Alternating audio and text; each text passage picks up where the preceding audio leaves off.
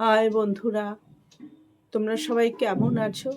আশা করি প্রত্যেকে ভালো আছো, ভালো থাকার চেষ্টা করবে। তো আজকে আমি একটি নতুন ভিডিওতে চলে এলাম। একটা তোমাদের কথা বলছি, আমি জানি না তোমরা এটার সাথে একমত হবে কি হবে না। একজন যোগ্য ব্যক্তি যদি মারা যায়, তার জন্য সমাজে যা ক্ষতি হবে তার থেকে একজন অযোগ্য ব্যক্তি যদি ক্ষমতায় বসে, তোমরা কি মানবে যে সেটা সমাজের পক্ষে হাজারো গুণ ক্ষতি করবে?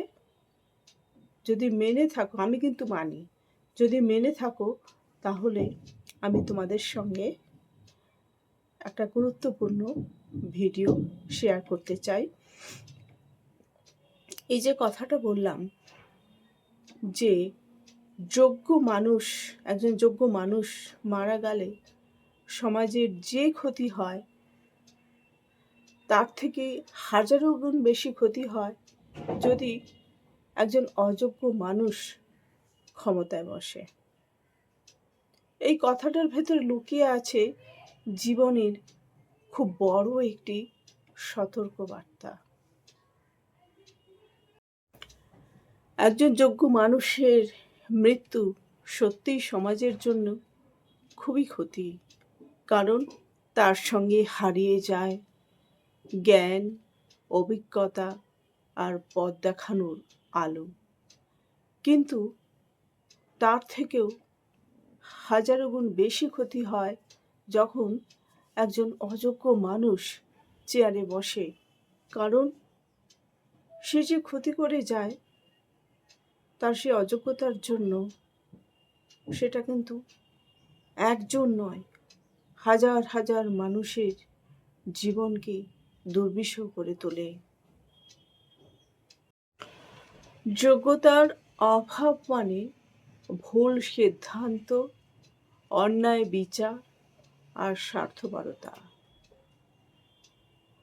মানুষের যোগ্যতা না থাকলে তখন ক্ষমতাকে ব্যবহার করে প্রকাশ পায় অহংকার। সেটা তখন অহংকারের হাতিয়ার হয়ে ওঠে, দায়িত্বের নয়। তখন মানুষকে বা মানুষের কষ্টকে বোঝবার চোখ থাকে না এবং ভবিষ্যৎকে গড়ার দূরদৃষ্টিও থাকে না।